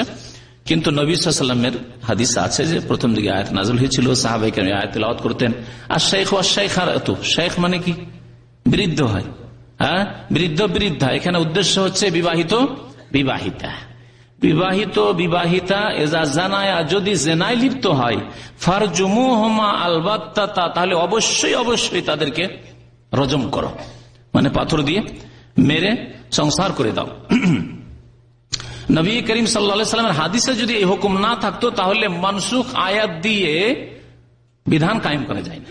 মনে রাখবেন, মানসুখ আয়াত মানসুখ হয়ে গেছে, হুকুমটি হাদিসে বাকি আছে। হাদিসগুলি আপনাদেরকে শোনায়। নবী করিম সাল্লাল্লাহু আলাইহি ওয়াসাল্লাম থেকে উবাদা ইবনে সামিত রাদিয়াল্লাহু তাআলা বর্ণনা করেছেন, খুযু আন্নী ক্বাদ জাআলাল্লাহু লাহুন্না সাবিলা, তোমরা আমার কাছ থেকে বিধান নিয়ে নাও, বিধান নিয়ে নাও। আল্লাহ পাক রব্বুল আলামিন মহিলাদের জন্য রাস্তা বের করে দিয়েছেন, মহিলাদের জন্য রাস্তা বের করে দিয়েছেন, অর্থাৎ মহিলাদের ইজ্জতের হেফাজতের জন্য রাস্তা বের করে দিয়েছেন। যদি এই দণ্ডবিধান আল্লাহ পাক না দিতেন তাহলে, আর এই দণ্ডবিধানের বাস্তবায়ন যদি না হয়, যেমন হচ্ছে না, মানবরচিত বিধান যেসব দেশে বাস্তবায়িত হচ্ছে সেসব দেশে এই দণ্ডবিধান বাস্তবায়ন না হওয়ার কারণে কত বেশি জেনা, যে কথা বলছিলাম যে আলহামদুলিল্লাহ এখানে ইসলামী আইনের বাস্তবায়ন থাকার জন্য জেনা কোথাও খোলা নেই, কিন্তু রাত দিন জেনা চলতে আছে, জেনার ঘটনা হতে আছে, বরং জেনার অনুমতি দেওয়া আছে, কারণ মানবরচিত বিধান। জেনা অপরাধ নয়, সম্মতি থাকলে অপরাধ নয়। ধর্ষিতা হলে অপরাধ, কিন্তু সেই অপরাধ আবার আদালতে পেশ করলে আবার উকিল আছে, ব্যারিস্টারি পাশ করে বসে আছে, মানব রচিত বিধানের ব্যারিস্টার হয়ে বসে আছে, তাদেরকে তো পেটের ব্যবস্থা করতে হবে। সেই জন্য জেনা ধর্ষিতা হইলেও এমন করে 9কে 6 করতে হবে যাতে করে এই জেনা হয়নি, অথবা অপরাধ হচ্ছে এই মেয়েরই, পুরুষের কোনো অপরাধ নাই। এই হলো অবস্থা। আল্লাহ পাক রব্বুল আলামিন যেন আমাদের মুসলিম জাতিকে হিদায়াত দান করেন। নবী কারীম সাল্লাল্লাহু আলাইহি ওয়াসাল্লাম বলছেন যে আল্লাহ পাক রব্বুল আলামিন মহিলাদের জন্য রাস্তা বের করেছেন। আল বিকরু বিল বিকরি জালদু মিয়াতিন ওয়া নাফিউ সানাহ। যদি কুমার এবং কুমারী হয়, অবিবাহিত অবিবাহিতা হয়, তাহলে জালদু মিয়াতিন 100টি বেত্রাঘাত করবে, ওয়া নাফিউ সানাতিন হাদিসে অতিরিক্ত আরেকটি সাজা শোনানো হয়েছে। 1 বছরের জন্য নির্বাসন মানে দেশ থেকে তাড়িয়ে দেওয়া। কিন্তু আজকাল দেশ থেকে তাড়িয়ে দিলে কি অবস্থা হবে বলুন তো দেখি? ভালো হবে না আরো মন্দ হবে? আরো খারাপ হবে। মুসলিম দেশ থেকে তাড়িয়ে দিলে গিয়ে দুনিয়ার জান্নাতে গিয়ে আশ্রয় নিয়ে নেবে। হ্যাঁ, আশ্রয় নিয়ে নেবে। আর এভাবে আশ্রয় দেওয়া হচ্ছে, রাজনৈতিক আশ্রয়ের নামে কত আশ্রয় এরকম দেওয়া হচ্ছে অপরাধীদেরকে। তো যাই হোক, এই জন্য ফুকাহায়ে কেরামরা বলেছেন যে এই নির্বাসন যেখানে আজকালকার জামানায় আরো ক্ষতি করবে সমাজের, সেই জন্য বা ওই ব্যক্তি যাকে নির্বাসিত করবেন ওর চরিত্র আরো নষ্ট করে দিবে খারাপ দেশে গিয়ে, যেখানে আরো খারাপ পরিবেশ পাবে। সুতরাং কি করতে হবে? এটাকে জেলে রূপান্তরিত করে দিতে। 1 বছরের জেল, 100টি বেত্রাঘাত এবং তার সাথে সাথে 1 বছরের জেল। ওয়াসাইয়্যিবু বিসাইয়্যি জালদু মিয়াতিন ওয়ার রাজম। এই হাদিসে, মুসলিম শরীফের হাদিস, যদি বিবাহিতা জেনা হয় তাহলে কি করবে? রজম করবে, এবং রজমের আগে 100টি বেত্রাঘাত করবে। এই সম্পর্কে ফুকাহায়ে কেরামদের ইখতিলাফ আছে। কিছু ওলামারা বলছেন যে 100টি বেত্রাঘাত করার পরে রজম করতে হবে, আর কিছু ওলামারা বলছেন যে যখন রজম, অন্য হাদিস আছে শুধু রজমের কথা আছে, রজম করলেই তো যথেষ্ট, সুতরাং রজমই তার জন্য যথেষ্ট। নবী করিম সাল্লাল্লাহু আলাইহি ওয়াসাল্লাম হাদিস দ্বারা স্পষ্ট হলো জেনাকারীদের দুনিয়ার শাস্তি। নবী করিম সাল্লাল্লাহু আলাইহি ওয়াসাল্লাম আরেকটি হাদিস রয়েছে মুত্তাফাক আলাইহি, বুখারী মুসলিমের, লা ইয়াহিল্লু দামু ইমরিইন মুসলিম, কোন মুসলিমের রক্ত হালাল নয়, কোন মুসলিমের রক্ত হালাল নয়। ইয়াশহাদু আল্লা ইলাহা ইল্লাল্লাহ, যে বলে আল্লাহ ছাড়া কেউ সত্য মাবুদ নেই, ওয়া আন্নী রাসূলুল্লাহ, আর আমি মুহাম্মদ সাল্লাল্লাহু আলাইহি ওয়াসাল্লাম আল্লাহর রাসূল, ইল্লা বিইহদা সালাসিন, তবে 3টি অপরাধের কোন একটি অপরাধ করলে। তাহলে মুসলিম যদি 3 অপরাধের কোন এক অপরাধ করে তাহলেই তার রক্ত হালাল, না হইলে চতুর্থ কোন রাস্তা নেই রক্ত হালাল হওয়ার। প্রথম কি হচ্ছে? আন-নাফস বিন-নাফস, খুনের বদলায় খুন। যদি কোন ব্যক্তিকে খুন করে তাহলে তার বদল, আল্লাহ বলেছেন কুতিবা আলাইকুমুল কিসাস, তোমাদের জন্য কিসাসকে বিধিবদ্ধ করা হয়েছে, ফরজ করা হয়েছে। আর আস-সাইয়্যিবু বিস-সাইয়্যিব, যদি বিবাহিতা জেনা করে তাহলে তার জন্য রজম করে সংসার করতে, পাথর দিয়ে সংসার করতে হবে। আর তৃতীয় হচ্ছে আত-তারিকু লিদীনিহি ওয়াল মুফারিকু লিল জামাআহ, যে ব্যক্তি নিজের দিন ইসলাম ছেড়ে দিয়ে ইসলামী জামাত থেকে বেরিয়ে চলে গেল। ইসলামী জামাত থেকে মানে মানুষের তৈরি করা সংগঠন নয়। হ্যাঁ, মানুষের তৈরি করা সংগঠন এগুলো মানুষের তৈরি করা সংগঠন। সেই সংগঠন যদি উপকার থাকে তাহলে ভালো কথা, আর অনেক সংগঠন আছে তাতে উপকার চাইতে অপকার বেশি আছে, তাহলে পরিত্যক্ত। অথবা সুন্নতের চাইতে বিদআতি বেশি আছে, অথবা সুন্নত বিদআত মিশ্রিত আছে, সুতরাং পরিত্যক্ত। এইসব জামাত সম্পর্কে বলা হয়েছে। জামাত সম্পর্কে বলা হয়, জামাত মানে হচ্ছে জামাতুল মুসলিমিন অথবা খলিফাতুল মুসলিমিনের জামাত থেকে, খলিফাতুল মুসলিমিনের জামাত থেকে বিদ্রোহ ঘোষণা করে খলিফার আনুগত্য করলো না, এই ক্ষেত্রে বলা যেতে পারে। এই 3টি ক্ষেত্র নবী করিম সাল্লাল্লাহু আলাইহি ওয়াসাল্লাম বলেছেন যে এই 3টি ক্ষেত্রে রক্ত হালাল হবে, আর কোন ক্ষেত্রে রক্ত হালাল হবে না। দুনিয়ার ক্ষেত্রে জেনাকারীর একটি হুকুম, সময় প্রায় শেষের দিকে, একটি হুকুম বলে শেষ করি, আখিরাতের শাস্তির কথা ইনশাআল্লাহ তাআলা আগামী শুক্রবার আলোচনা করব। দুনিয়ার ক্ষেত্রে নবী করিম সাল্লাল্লাহু আলাইহি ওয়াসাল্লাম বলেছেন, সহিহ বুখারীতে হাদিস রয়েছে যে দুনিয়াতে একজন মানুষ যদি জেনায় লিপ্ত হয় তাহলে সে কি অবস্থায় থাকে, তার ঈমান তার ইসলাম কি অবস্থায় থাকে। নবী করিম সাল্লাল্লাহু আলাইহি ওয়াসাল্লাম বলছেন, লা ইয়াজনি জানি হিনা ইয়াজনি ওয়া হুয়া মুমিন, জেনাকারী যখন জেনা করে তখন সে মুমিন থাকে না। জেনাকারী, ব্যভিচারকারী বা ব্যভিচারকারিনী যদি ব্যভিচার করে তাহলে মুমিন থাকে না, তাহলে কি হয়ে যায়? কাফের হয়ে যায়, কুফরের কাছে চলে যায়। কুফরের কাছে চলে যায়। এর ব্যাখ্যা একটি সাহাবায়ে কেরাম থেকে রিওয়ায়াত রয়েছে যে ঈমান তার অন্তর থেকে, কলব থেকে উঠে যায়। ফাকানা ফাওকা রাসিকা যুল্লা, ছাতার মতো উপরে থাকে। জেনার অবস্থা ঈমান থাকে না। যদি তারপরে দিনের দিকে ফিরে আসে, ঈমান ইসলামের দিকে ফিরে আসে, তাহলে ঈমান ফিরে আসে। আর যদি সে ফিরতে না যায়, তাহলে ঈমান তার শরীর থেকে, তার অন্তর থেকে, তার কলব থেকে বেরিয়ে চলে গেছে। তাহলে জেনাকারী জেনা করলে এমন পাপে ডুবে যায় যে ঈমান থাকে না। আর এই অবস্থায় যদি মারা যায়, আল্লাহ না করে এই অবস্থায় যদি বিনা তওবায় মারা যায়, তাহলে ওয়াখলুদ ফিহি মুহানা, বড় লাঞ্ছিত অপদস্থ হয়ে চিরকাল জাহান্নামে থাকবে, যেমন কোরআনে কারীমে আল্লাহ পাক রব্বুল আলামিন বলেছেন। তাহলে এতে থেকে বাঁচার উপায় কি? একটা জেনা থেকে বাঁচার উপায় কি? কথা লম্বা হয়ে যাবে, ইনশাআল্লাহ তাআলা আগামী আলোচনায় পেশ করব। কিন্তু কারো দ্বারা যদি এইরকম ভুল হয়ে গিয়ে থাকে, এই বিষয়টি আজকে বলছে, আল্লাহ না করে কারো দ্বারা ভুল হয়, কিন্তু কোন কালে ভুল হয়ে গেছে, এখন তো তার সংশোধনের রাস্তা লাগবে। রাস্তা কি? রাস্তা হচ্ছে তওবা এবং ইস্তিগফার। তওবা এবং ইস্তিগফার, আল্লাহর কাছে ইস্তিগফার মানে মার্জনা কামনা করা, মাপ চাওয়া বারবার করে আল্লাহর কাছে আন্তরিকতার সাথে, ইখলাসের সাথে। আর তওবা করা মানে আল্লাহর দিকে ফিরে আসা। তওবা করা মানে আল্লাহর দিকে ফিরে আসা। আপনাকে প্রমাণ করতে হবে সত্যি আপনি আল্লাহর দিকে ফিরে আসছেন, আপনার চরিত্রের মধ্যে এইসব ত্রুটি নেই। আর আপনি এখনো ফিল্ম দেখতে আছেন, এখনো নোংরা ছবি দেখছেন, এখনো যদি সুযোগ পান তাহলে কাম বিগড়ে দিবেন একবারে, এখনো যদি আপনি মানে পাপের দিকেই আপনার মানে ঝুঁকে আছেন আপনি, এইরকম যদি অবস্থা হয়, তাহলে তওবা হয়নি। তওবার বেশ কিছু লক্ষণ রয়েছে। তওবা মানে জীবনে সংশোধন হওয়া। আল্লাহ পাক রব্বুল আলামিন সূরা ফুরকানের শেষ রুকুতে যে আয়াতগুলিতে 3টি অপরাধের কথা উল্লেখ করেছেন, তারপরের আয়াতে আল্লাহ পাক বলছেন ইল্লা মান তাবা, শিরক করলো, খুন করেছে, জেনা করেছে, রহমানের বান্দার প্রথম কথা এই কাজ করে না। আর যদি কোনো বান্দা করে নেই, কোনো মানুষ করে নেই, এইরকম পাপ হয়ে গেছে, তাহলে তাদের জন্য ইউযাফু লাহুল আযাব, কঠোর শাস্তি। তারপর আল্লাহ বলছেন ইল্লা মান তাবা, তাহলে কঠোর শাস্তি থেকে রক্ষা পাবে, আল্লাহর আযাব থেকে, গজব থেকে, জাহান্নাম থেকে রক্ষা পাবে ইল্লা মান তাবা, হ্যাঁ, যে ব্যক্তি তওবা করবে। ও আমানা, শুধু তওবার কথা আল্লাহ বলেননি, আমানা ঈমানের নবায়ন করবে।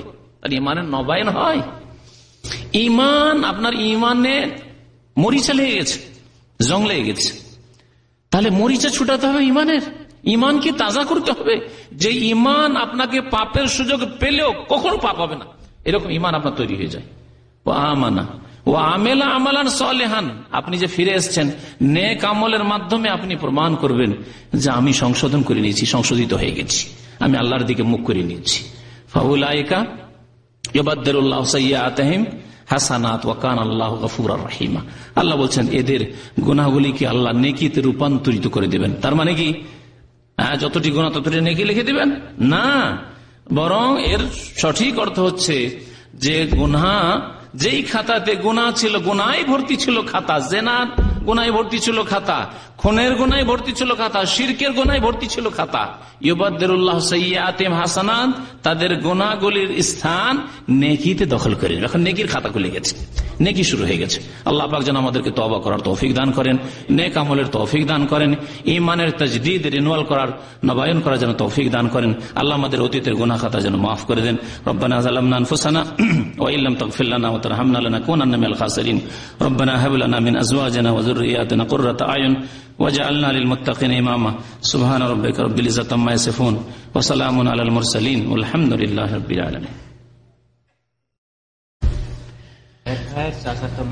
আজকে আপনাদের দাওয়াত আছে, খাওয়া দাওয়া করে যাবেন। দাওয়াত হচ্ছে ওলিমার, বিবাহ শাদীর। শুরুতে বলেছি যে আজকে বিবাহ শাদীর ওলিমা, বিবাহ শাদীর মাধ্যমে গুনাহ থেকে বাঁচতে হবে, যে এই গুনাহের আলোচনা আজকে চলছিল। বিবাহ শাদী হচ্ছে উত্তম উপায় আল্লাহ পাকের ভয়ের পরে, আল্লাহ পাকের ভয়ের পরে উত্তম উপায় হচ্ছে বিবাহ শাদী, গুনাহ থেকে, জিনার গুনাহ থেকে, আরো এই ধরনের চারিত্রিক গুনাহ থেকে বাঁচার জন্য আল্লাহ পাক যেন আমাদের যুবক ভাইদের যারা বিবাহ শাদী করতে পারেন তাদেরকে বিবাহ করার তৌফিক দান করেন, যারা বিবিদের সাথে থাকতে পারেন আল্লাহ পাক তাদেরকে যেন তার তৌফিক দান করেন। আল্লাহ আমাদের হালাল রিজিকে যেন বরকত দান করেন, আর হারাম থেকে আল্লাহ পাক আমাদেরকে যেন বাঁচিয়ে রাখেন। এক ভাই দোয়া চেয়েছেন, তার মামার জন্য ইন্তেকাল করেছেন। এরকম অনেক ভাইয়ের আত্মীয় স্বজন ইন্তেকাল করেছে। আল্লাহ পাক তাদের গুনাহ খাতা যেন মাফ করেন, তাদেরকে আল্লাহ যেন জান্নাতুল ফিরদৌস দান করেন, আল্লাহ পাক তাদের কবরকে যেন নূর দিয়ে আলোকিত করেন, আল্লাহ পাক রব্বুল আলামিন তাদের যেন রুহের মাগফিরাত করেন। বিবাহ নিয়ে যে আলোচনা এর আগে হয়েছে সেটা শুধু ভুল ত্রুটি সম্পর্কে আলোচনা করা হয়েছে, সঠিক নিয়ম কানুন সম্পর্কে বিবাহের সঠিক নিয়ম কানুন সম্পর্কে আলোচনা নেই আছে মনে হয়। আচ্ছা ঠিক আছে, দেখবো। ভাই বলেছেন যে বিবাহের সঠিক নিয়ম কানুন নিয়ে আলোচনা, হ্যাঁ অডিও তার আগেরা বিবাহ সুন্নত বিদআত ওটাতে আছে মনে হয়। আচ্ছা ঠিক আছে, ইনশাআল্লাহ করা যাবে। হ্যাঁ আছে তো অনেক কিছু আছে। এক ভাই বলছেন যে আপনি বলেছেন সৌদি আরবের কোরআনের আইন আছে বলে, তাহলে আমাদের দেশে কোরআনের আইন আমাদেরকে আমাদের প্রথম করেন না। এক ভাই জিজ্ঞাসা করেছেন যে আমাদের দেশে যদি কোরআন আইন চালু করতে হয় তাহলে কি করতে হয়। প্রথম কথা দোয়া করতে হবে আল্লাহর কাছে। প্রথম কথা, যে ক্ষমতা কেউ কেড়ে নিতে পারবে না, আমাদের প্রত্যেকের ক্ষমতা আছে, সেটা হচ্ছে আমাদের দোয়া করতে হবে। আচ্ছা দোয়া করার আগে নিজে সৎ হইতে হবে না? না, আপনাদের কাছে যদি ভোট চাই, আপনারা তো না হয় ইসলামের কথা শোনার জন্য এসছেন, এইরকমই হাজার হাজার লক্ষ লক্ষ রাজনৈতিক যেগুলি বক্তব্যে যেসব জনসাধারণ আমাদের মুসলিম ভাই সেগুলি হাজির হচ্ছে, তাদেরকে যদি বলা হয় যে তোমরা একজন দাড়িওয়ালা মুসলিম ধার্মিক ইলেকশনে এসেছে আর আমাদের দেশের রাষ্ট্রপতি হবে অথবা প্রধানমন্ত্রী হবে, তাকে তোমাদের ভোট দিতে হবে। কটা লোক ভোট দিবে বলেন তো দেখি? শতকরা কজন ভোট দেবে? 10 জন দেবে? 10 জনও দেবে না, 10 জনে দেবে না। তাহলে ত্রুটিটা কোথায়? ত্রুটিটা নেতাদের মধ্যে না আমাদের মধ্যে? আমাদের মধ্যে ত্রুটি। আমাদের ভাইয়েরা, আমাদের গ্রামবাসী শতকরা 90 জন ইসলামের বাস্তবায়ন চায় না। সুতরাং যখন শতকরা 90 জন আমাদের গ্রামবাসী চায় না, ডিস্ট্রিক্টের লোকেরা চায় না, তখন আমাদের নেতারাও চায় না। চাইবে কোথা থেকে? আমাদের 90 জন নয়, 60 জন যদি চাইতো, 60 জন যদি চাইতো ইসলামী আইনের বাস্তবায়ন জনসাধারণ, তাহলে নেতারা চাইতো, প্রত্যেক নেতাই চাইতো। কারণ এদেরকে রাজি রাখতে হবে, এদেরকে খুশি রাখতে হবে, এদের চাহিদা পূরণ করতে হবে। নেতারা চাই যে জনসাধারণ যেমন চায় তাদের চাহিদা পূরণ করব। তারা ইসলাম চাই, শুধু ইসলামের চাহিদা পূরণ করবো, কিন্তু আমরা তো ইসলাম চাই না। আসলে কবরের উপরে কবর দেওয়া যায় না। কবরের উপর কবর কেন দেবেন? জায়গা নেই? কবর যদি দীর্ঘদিন পুরাতন হয়ে যায় এবং তাতে হাড়হাড্ডি না থাকে আর জায়গা না থাকে, সেটা হয়তো আলাদা বিষয়, কিন্তু কবর উপর কবর আমাদের দেশে প্রয়োজন করে না। কবর উপর কবর দেওয়া জায়েজ না। কবর জানা কবর, অথচ তার উপর কবর দেবেন না, জায়েজ না। সাধারণত হাড়হাড্ডি 30 বছর থাকে। যেসব জায়গায় হয়তো এমন আছে, যেমন বাকিতে, বাকির কবরস্থান মদিনায়, অথবা আল মুআল্লা মক্কার কবরস্থান, এগুলোকে জান্নাতুল মুআল্লা জান্নাতুল বাকি লোকেরা বলে, এই বিদাতি ভাষা, জান্নাত জান্নাত লাগিয়ে দেওয়া। তো এতে হয় কি, সাহাবায়ে কেরামদের বা তাবেঈনদের জামানায় যে কবরগুলি আছে সেগুলি আপন জায়গায় আছে, কিন্তু নতুন যে কবরগুলি হচ্ছে সেগুলি 30-40 বছর হলে সেই জায়গাগুলিতে আবার মাটি ভর্তি করে দিয়ে, মাটি ভর্তি করে তার উপরে কবর হচ্ছে। কারণ এখানে আর এর চাইতে বেশি জায়গা বাড়ানো সম্ভব নয়। তারপরে বেশ কিছু জায়গা বাড়ানো হয়েছে, কারণ আমি মদিনায় থেকেছি, তারপরেও সম্ভব না, এই জন্য করা হচ্ছে। 30 বছর থাকলে আর হাড়হাড্ডি কিছু থাকে না, মাটি 30 বছরে হাড়হাড্ডি খেয়ে শেষ করে দেয়।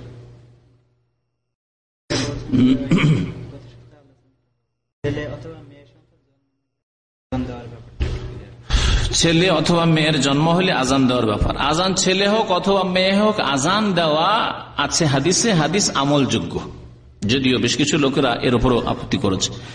বাকি একামতের হাদিস সহি নয়, একামতের হাদিস সহি নয়। সুতরাং আজান দেবেন বাচ্চাটিকে কোলে নিয়ে, ওই চিল্লে আজান নয়। আমাদের দেশে আবার চিল্লে আজান দেয়, চিৎকার করে, গোটা গ্রামের লোক জানলারে কি হয়েছে রে, কি হয়েছে, অমুকের বাড়ির ছেলে মেয়ে, আর শুধু ছেলের আজান দেবে, মেয়ের আজান নয়, এমনটাও নয়। তাহলে এই ভুলগুলির জন্য আকিকার আলোচনা এবং নবজাত সন্তানের বিধান, এই দুটি আলোচনাতে বিস্তারিত আলোচনা আছে। সুতরাং বারবার ওইসব কথা ফেরানো সম্ভব নয়।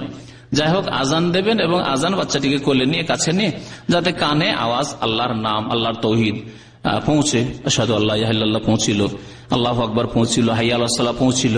দেখেন এই সময় প্রথমখানে পৃথিবীতে যেদিন এসছে সেই দিন আল্লাহ তৌহিদ পৌঁছে দিলেন তার কানে। আর যখন দুনিয়া থেকে বিদায় নিচ্ছে তখনও লাক্কিনু মাউতাকুম লা ইলাহা ইল্লাল্লাহ, নবী সাল্লাল্লাহু আলাইহি ওয়াসাল্লাম বলেছেন তোমাদের মৃত, যারা মৃত্যু মুখে পতিত হতে যাচ্ছে, মানে এখন মরণের সময় ঘনিয়ে এসছে, তখন তাদের কি করো, তালকিন করো, তাদের পাশে লা ইলাহা ইল্লাল্লাহ বলতে থাকো। আবার কিছু আলেমরা বলছেন না, তো তাকে যদি হুঁশ থাকে, তো ভালো হুঁশ আছে, বলেন আব্বা লা ইলাহা ইল্লাল্লাহ পড়ে নেন, একটু কালমা পড়ে নেন, কলমা পড়েন, লা ইলাহা ইল্লাল্লাহ পড়েন। তাহলে দুনিয়া থেকে বিদায় যখন নিচ্ছে তখনও তালকিন করা, আর দুনিয়াতে যখন আসছে শিশু তখনও তালকিন করা আজানের মাধ্যমে। এই হচ্ছে হিকমত, আল্লামা ইবনুল কাইয়্যিম রাহমাতুল্লাহ আলাইহি উল্লেখ করেছেন। আশা করি এখানে যথেষ্ট। আগামীতে ইনশাআল্লাহ তাআলা এই জেনার যে বাকি আলোচনা আছে শুক্রবারে হবে ইনশাআল্লাহ। ওয়া সাল্লাল্লাহু আলা নবিয়িনা মুহাম্মদ ওয়া আলা আলিহি ওয়া